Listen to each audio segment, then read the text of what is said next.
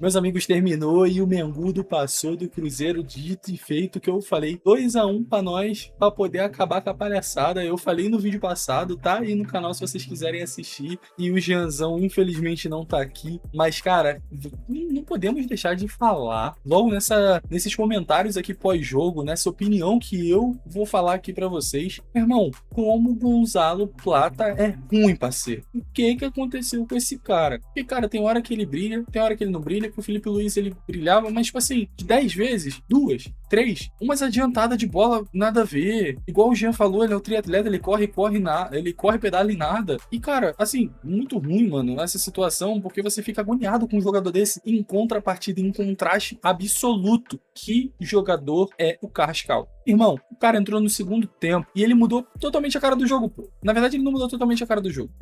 Ele entrou no segundo tempo e manteve o jogo num alto nível do caralho que só deu Flamengo. Mano, só deu Flamengo. Com, tipo assim, um chute que é total mérito do cara, tá ligado? Que foi o gol do Cruzeiro. Total mérito do jogador. Eu nem lembro qual que é o jogador, mano.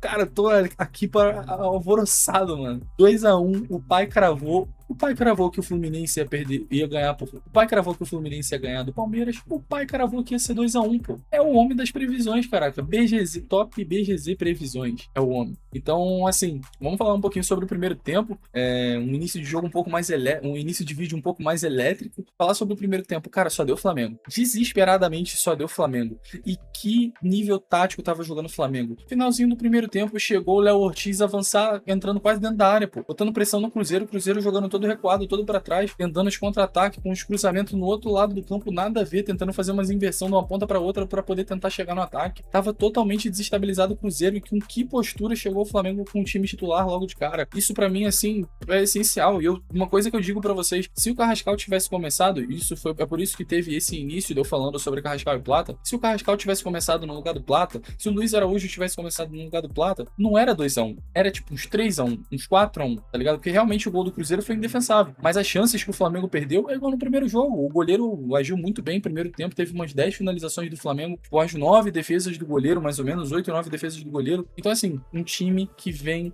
forte. Palmeiras, nós vamos buscar vocês. Vamos buscar, pô. E é uma parada que, assim, no primeiro tempo, postura total do Flamengo, avanço, Flamengo desempenhando bem pra caraca, muitos passes, Pedro, garçom.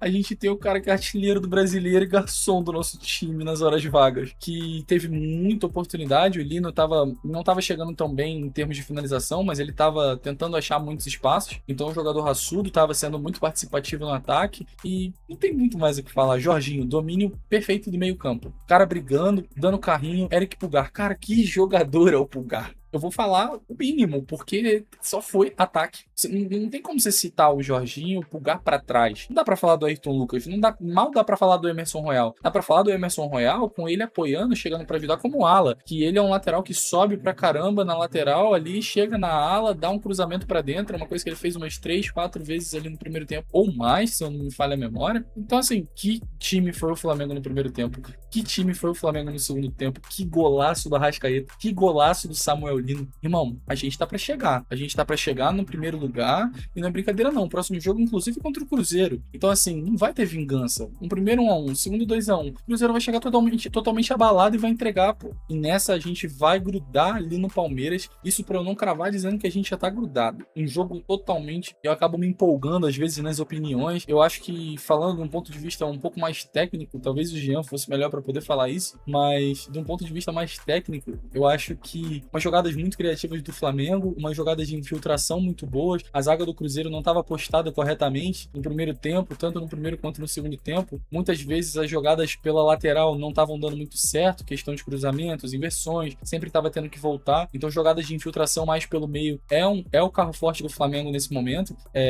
Pro primeiro jogo, onde a gente fez a análise falando que o Flamengo não sabia o estilo de jogo que queria jogar, simplesmente calando a nossa boca, Léo Jardineiro sendo o cara que colocou o Flamengo para jogar certo dessa vez. Dessa vez o Flamengo jogou certo. Dessa vez o Flamengo soube como jogar, como queria jogar. Se eram passes curtos, se eram fintas, se era infiltração, se era avanço, se era bola enfiada. O Flamengo soube o que ele queria fazer do começo até o final do jogo. Isso é essencial, pô. É essencial tanto para poder ser campeão do Brasileiro, para poder ser campeão da Libertadores novamente. Não vai estar disputando a Copa do Brasil igual o Jean informou. Eu sei que isso daí é uma tristeza para nós torcedores, mas assim, para finalizar com chave de ouro, esses meus breves comentários aqui e essa análise pós-jogo, eu digo para vocês que no próximo jogo vai ser um sonoro 3-1 ou 3-0 pro Flamengo contra o Cruzeiro no Brasileirão, porque o Cruzeiro ele vai chegar mal, ele vai chegar ruim, assim como no segundo tempo chegou, teve ali uma tentativa de reação, mas não conseguiu, foi muito inferior, vai ser inferior no Campeonato Brasileiro e a gente vai grudar no Palmeiras. Para finalizar esse vídeo, vou comentar um pouco sobre o segundo tempo, que golaço do Samuel Lino. Quantas das vezes o Samuel Lino tem, não só pelo preço que ele custou, mas tem a necessidade de se provar. Dessa vez numa Libertadores ele se provou, com a calma que ele teve, com o tanto de raça que ele teve no primeiro e no comecinho do segundo tempo, para poder sempre tentar, para poder sempre avançar, para poder sempre chutar, para poder organizar um pouco o jogo ali na ponta esquerda, como ele estava tentando fazer, mas sempre tendo que voltar e recorrer aos meio-campo. Então, ele fez aquele gol justamente para poder vingar, porque vocês sabem, ninguém morre devendo a gente. Ninguém morre devendo o Flamengo. Golaço do primeiro jogo, do Arroio, que deixou o Samuel Lino no chão. Agora quem pagou foi o William. Então, assim,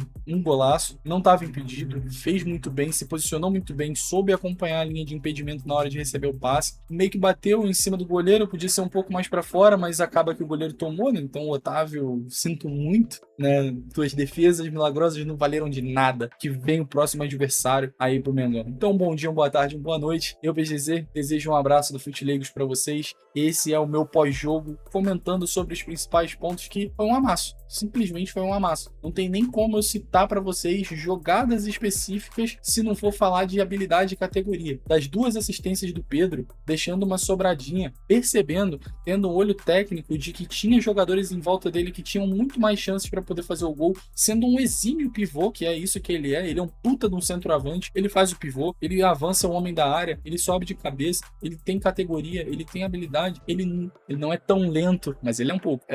E assim, diga-se de passagem, um reflexo, tudo que a gente esperava no jogo contra o não tão gigante mais do que na temporada passada, Mirassol, aquele 5-1 sonoro, só era um reflexo do que queria acontecer no jogo de hoje. E vocês podem esperar muito mais do Flamengo. Uma coisa que eu falo pra vocês, mantendo no nível que jogou o jogo de hoje contra o Cruzeiro, tem tudo pra poder amassar qualquer time que vier pela frente. O Flamengo, sabendo a forma com que ele quer se impor, sabendo a forma com que ele quer jogar, ele é o melhor time da América do Sul, assim como é o atual campeão da Libertadores, assim como é o atual campeão aí do Campeonato Brasileiro. Então, pô, não tem como esperar menos do que isso do Flamengo. O Flamengo, sabendo como quer jogar, vai ser o melhor time e vai levar tudo que estiver disputando de novo.